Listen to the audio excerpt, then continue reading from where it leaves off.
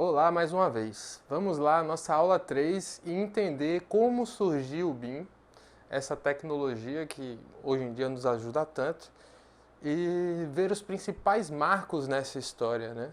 Basicamente para a gente poder ter uma ideia depois do que seria esse cenário, né? Em que estamos inseridos hoje. Então, atitude de recapitular. A gente viu os conceitos de BIM nas duas primeiras aulas, as definições, o que não é BIM, sobre o fluxo de trabalho 2D, 3D e a curva de McLean, que é uma curva que foi desenvolvida por McLean, que fala exatamente as vantagens, né, e dessa metodologia, né, um pouco dessas vantagens. O objetivo dessa aula, como eu disse, é a gente ter uma evolução histórica dessa tecnologia, que vem cada vez sendo aperfeiçoada mais e mais. E vamos lá. Para começar, eu gostaria de falar sobre o primeiro software, né? O primeiro software de desenho, né? Ele é o Pronto Software. Ele basicamente ele foi um software feito a pedido da GM para esse doutor Patrick Harrington. E a GM, a General Motors, ela utilizava esse software para fazer modelagens mais complexas, de objetos mais complexos, e para ajudar na fabricação dessas peças, né? Então, um carro que tinha ali uma coisa mais rebuscada, enfim, esse primeiro software surgiu para ajudar, né? E o nome que se deu a esse sistema, na verdade, não foi CAD, foi CAM, que é Computer Aided Manufacturing, que seria a ajuda de fabricação por computadores, né? E logo depois, um fato interessante foi que em 1962, o Douglas Engelbart, ele falou pela primeira vez na história a gente ouviu falar sobre objetos paramétricos, né? Que é algo existente no BIM. Eu achei muito importante a gente registrar isso, porque é uma maneira de pensar que estava surgindo ali, onde aliava design e tecnologia, já meio que teoricamente, a gente já estava vendo essa evolução acontecer, né? Então a gente vai aqui para o padrinho do BIM, o pai do BIM, né? Como chamam, que é o Charles Eastman, conhecido como Chuck Eastman, que ele é um professor da Georgia Tech, da Universidade de Georgia, nos Estados Unidos. E em 1975 ele escreveu um artigo chamado The Use of Computer Instead of Drawings in Building Design, onde ele descrevia o que seria basicamente o BIM de hoje, né? Ele denominou esse sistema com outro nome, que é o Building Description System, BDS, né? E 1975, para a gente ter uma noção, isso aconteceu 25 anos do nosso conhecido Revit, por exemplo, ter sido lançado. Imagina só, né? 25 anos antes de você ter essa tecnologia disponível, já tinha lá o Eastman falando sobre isso, né? Teoricamente falando e descrevendo muito claramente o que seria o BIM, né? Então é muito bacana isso, muito interessante. Então a gente tem aí o primeiro sistema CAD, que foi o RUCAPS, né? Que é o Computer Aided Design, né? O CAD, acredito que todos vocês conhecem. E ele é considerado por Eastman o precursor da tecnologia BIM, né? Ele foi quem deu o start aí a essa longa jornada até a gente chegar às tecnologias BIM. E a primeira vez que ele foi utilizado foi na construção do aeroporto de Heathrow, né, na Inglaterra, o aeroporto de Londres.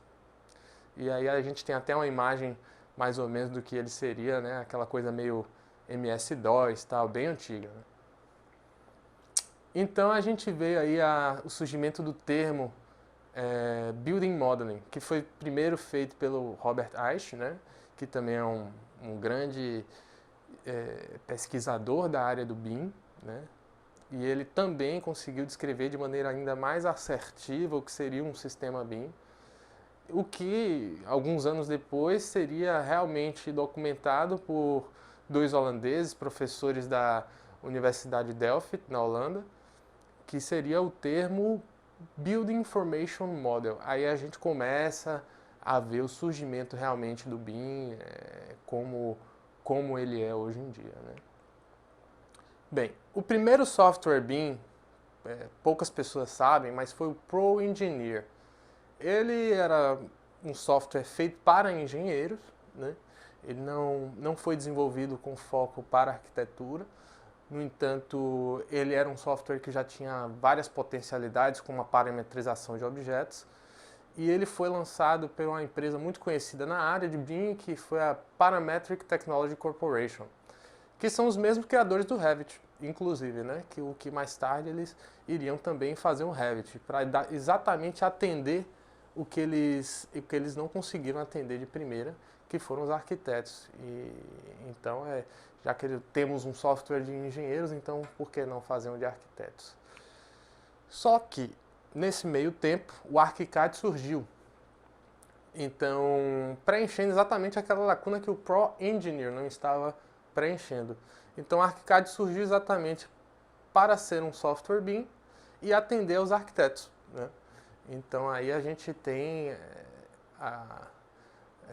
o início do surgimento dessas tecnologias aí para o ano 80, né? Os anos 80, da década de 80.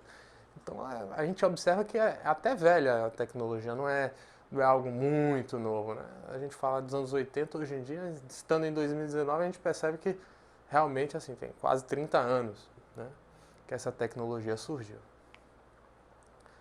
Bem, o grande marco aqui foi em 1995, né, a fundação do IFC, a International Foundation Class, onde você tem agora uma padronização para a interoperabilidade de arquivos em programas BIM.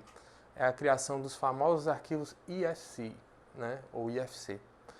E a partir desse momento, a gente tem uma linguagem desse arquivo BIM, onde pode ser intercambiado entre diferentes programas e assim você não ter mais aquelas grandes dificuldades de refazer trabalho, você fez uma coisa no programa e agora tem que refazer no outro.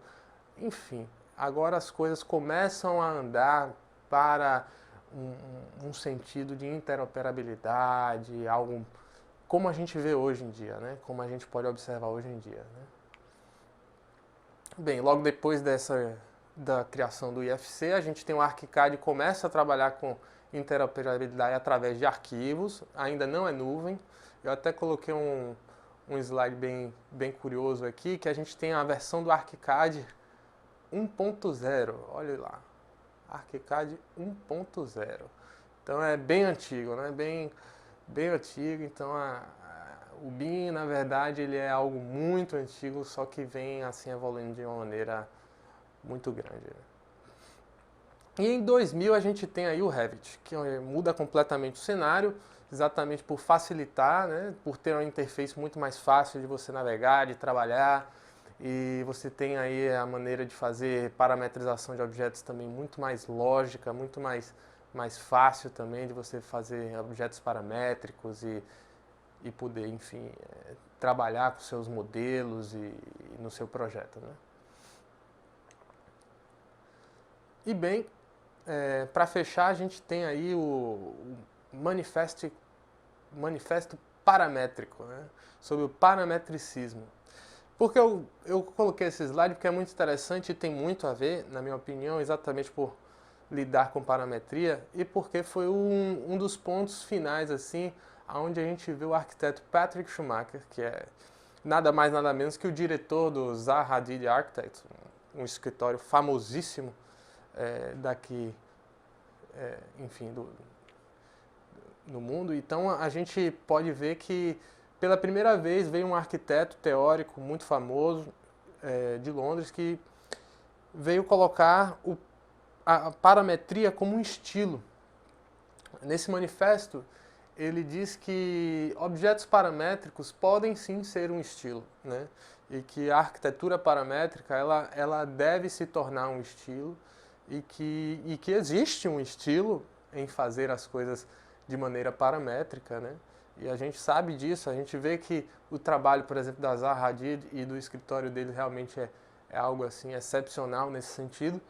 e que finalmente a gente tem aí realmente assim os arquitetos muito envolvidos nessa questão, né, da parametria, sendo que nada do que eles fazem, do que os Zaha Hadid Architects fazem, seria possível sem parametria, né, e essas novas tecnologias.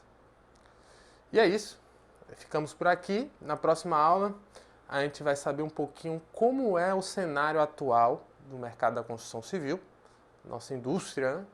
E também como é que o BIM se insere em meio a todo esse mercado. Até mais. E aí, concurseiro, curtiu essa videoaula? Ela foi retirada do nosso curso online de BIM. Então, para receber novidades, se inscreva no nosso canal e te espero na próxima aula.